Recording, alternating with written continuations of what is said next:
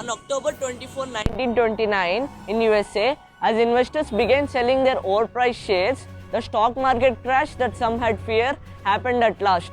A record of 12.9 million shares were traded that day, is also known as Black Thursday. That stock market crash marked the beginning of Great Depression.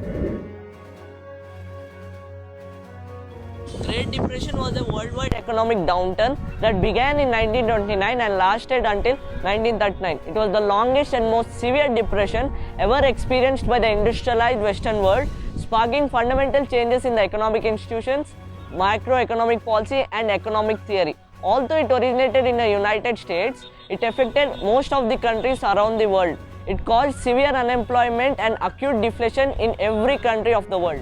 Throughout the 1920s, the US economy expanded rapidly and the nation's wealth was doubled between 1920 and 1929. This period was referred as Roaring Twenties. The stock market underwent rapid expansion and reached its peak in August 1929. By then, the production had declined and severe unemployment had risen, leaving the stock prices higher than their actual value. At that time, wages were low, consumer debt was proliferating, and the agricultural sector of the economy was struggling due to drought, and banks had an excess of large loans that could not be liquidated. The American economy entered a mild recession during the summer of 1929. As consumer spending slowed, unsold goods began to pile up, which in turn slowed factory production. Bread lines, soup kitchens, and rising number of homeless people became more and more common in American towns and cities. Farmers couldn't afford to harvest their crops and were forced to leave them rotting in their fields. In 1932, the country mired in the depths of Great Depression, and 15 million people, which is more than the 20% of US population at that time, were unemployed. The US president at that time, Franklin D. Roosevelt, took immediate action to address the country's economic issues. His administration passed a legislation that aimed to stabilize industrial and agricultural production, create jobs, and stimulate recovery.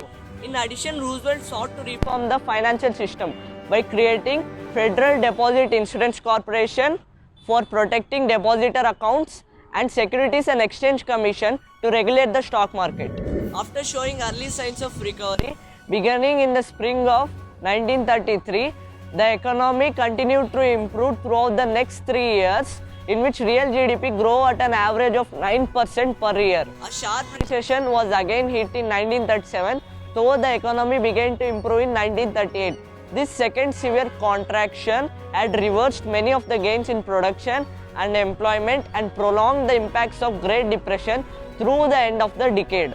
With Roosevelt's decision to support Britain and France against Germany and other major powers, in which defense manufacturing geared up and producing more and more private sector jobs. The Japanese attack at Pearl Harbor in December 1941 led America's entry into World War II, and nations' factories went back into full production mode. This expanded industrial production and widespread conscription beginning in 1942, reducing the unemployment rate to below its pre-depression level. The Great Depression had ended at last, and the United States turned its attention to the global conflict of World War II. The stock market lost 90% of its value between 1932 and 1933.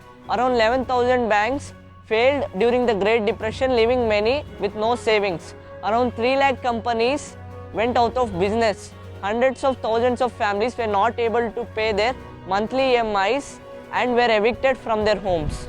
The reason behind why I chose this topic is that this catastrophe, so-called the Great Depression, could be related to today's issue, to show that people have suffered and survived such devastating periods.